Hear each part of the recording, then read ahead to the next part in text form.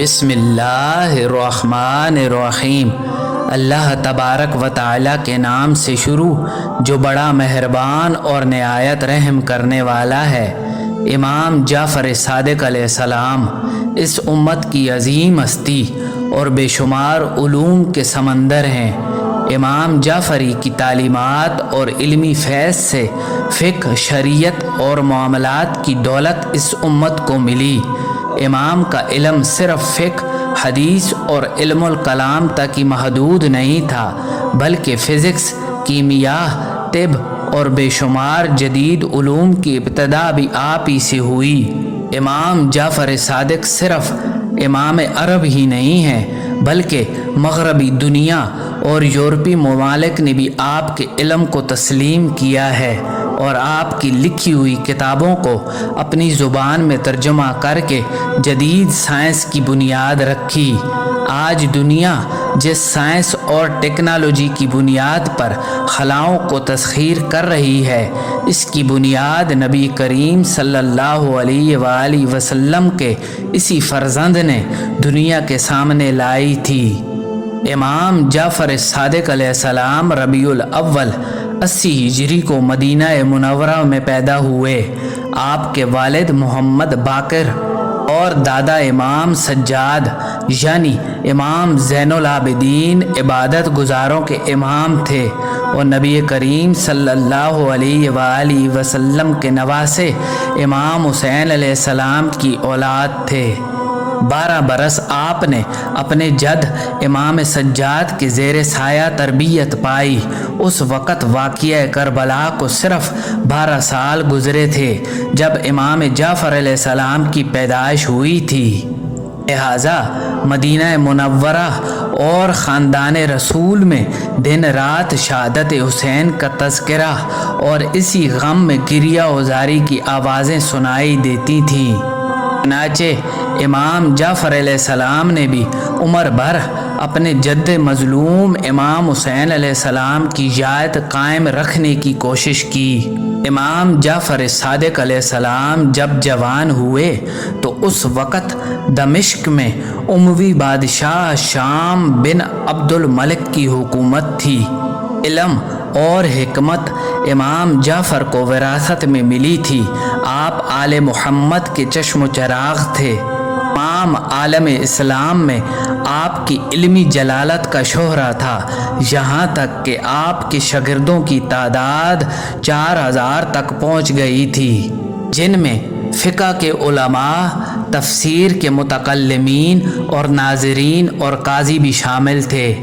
آپ علیہ السلام کے دربار میں یہود و نصارہ بھی آیا کرتے تھے اور آ کر سوالات پیش کیا کرتے اور امام ان سے مناظرہ کیا کرتے۔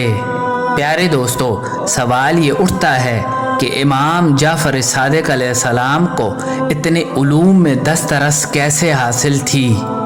دراصل مورخین کا ماننا ہے کہ امام نے کسی مدرسہ میں تعلیم حاصل نہیں کی اور نہ ہی کسی استاد سے علم سیکھا، بلکہ آپ کا علم نسل در نسل سینہ بسینہ منتقل ہوتا رہا، جس سے ثابت ہوتا ہے کہ امام نے جس علم کی روشنی دنیا کے سامنے بکھیری وہ دراصل محمدی علم تھا۔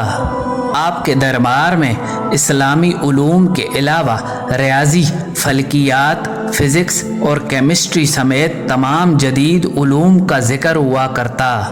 امام اس کائنات کے رازوں سے پردہ اٹھاتے اور لوگوں کو جہالت اور گمراہی کی ضلالت سے بچانے میں کوشاں رہتے۔ پیارے دوستو، امام ابن حجر لکھتے ہیں کہ لوگوں نے امام جعفر علیہ السلام سے بہت سے علوم سیکھے ہیں۔ یہ علوم مدینہ آنے والے زائرین اور حجاج کے ذریعے ساری دنیا میں پھیل گئے اور ساری دنیا میں امام جعفر صادق کے علم کا ڈھنکا بجنے لگا۔ مشہور عالم دین میر علی ہندی لکھتے ہیں کہ اس زمانے میں علم کی جستجو کا شوق لوگوں میں تیزی سے پیدا ہو رہا تھا۔ فلسفیانہ گفتگو ہر جگہ رائج ہو چکی تھی۔ قابل ذکر بات ہے کہ اس علمی تحریک کا امام جس کے ہاتھوں میں تمام علوم کی چابیاں تھیں وہ مدینے میں تھا۔ وہ امام علی کا پوتا تھا جس کا نام امام جعفر صادق تھا۔ وہ اس دور کا مفکر اور محقق تھا اور ہر علوم پر مہارت رکھتا تھا۔ اہل سنت کے دو بڑے امام ابو حنیفہ اور امام مالک نے کئی سال امام جعفر کی خدمت میں گزارے اور آپ سے علم حاصل کیا، جس سے فقہ کے دو بڑے مکتب کی بنیاد پڑی۔ پیارے دوستو، اس ترقی یافتہ دنیا میں ہوا میں اڑتے جہاز، خلا میں منڈلاتے سفینوں سے لے کر سمندر میں تیرتی کشتیاں، جگمگاتے شہروں کی روشنیاں، مشینیں، دوائیاں، غرض ہر چیز علم کیمیا کی دین ہے، اور اس علم کیمیا کی بنیاد امام جعفر علیہ السلام کے شاگرد خاص جابر بن حیان طرطوسی نے رکھی تھی، جنہیں فادر آف کیمسٹری کے نام سے جانا جاتا ہے۔ جابر بن حیان نے قریب 500 کتابیں صرف علم کیمیا پر لکھیں، جنہیں آج بھی یورپ کی یونیورسٹیوں میں پڑھایا جاتا ہے۔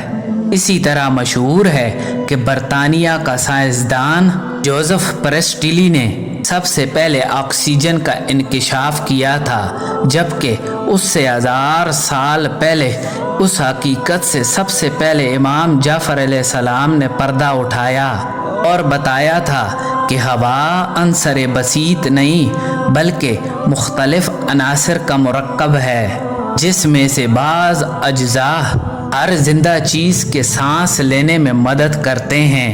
پیارے دوستو، انعکاس نور یعنی ریفلیکشن آف لائٹ کے متعلق بھی سب سے پہلے امام جعفر علیہ السلام نے فلسفہ پیش کیا تھا۔ ریفلیکشن آف لائٹ کے متعلق امام کے نظریات کتابوں میں موجود ہیں۔ بعد میں صلیبی جنگوں کے دوران یہ نظریہ یورپ پہنچا اور 11ویں صدی میں روجر بیکر نے اس پر تحقیق کی اور ٹیلیسکوپ کی ایجاد کر ڈالی۔ جعفر صادق نے الشام الخزاف کے مناظرے کے دوران یہ فرمایا تھا کہ زمین گول ہے جو اپنے گرد چکر لگاتی ہے، اور دن و رات اس حرکت کے سبب ہوتے ہیں نہ کہ سورج کے۔ پیارے دوستو، ابن ماسویہ، ابو الحقان اور بہت سارے مشہور طبیبوں نے امام سے علم حاصل کر کے دنیا تک پہنچایا۔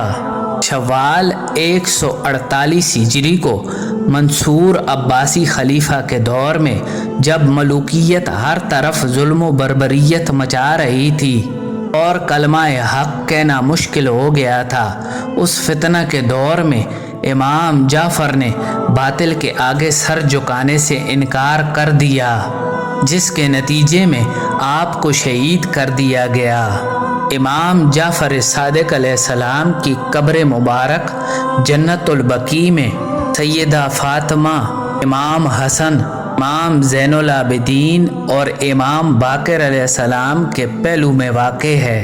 اللہ تبارک و تعالی ہمیں حضور پاک صلی اللہ علیہ وآلہ وسلم کی اور آپ کی آل پاک کی محبت میں جینا مرنا نصیب فرمائے۔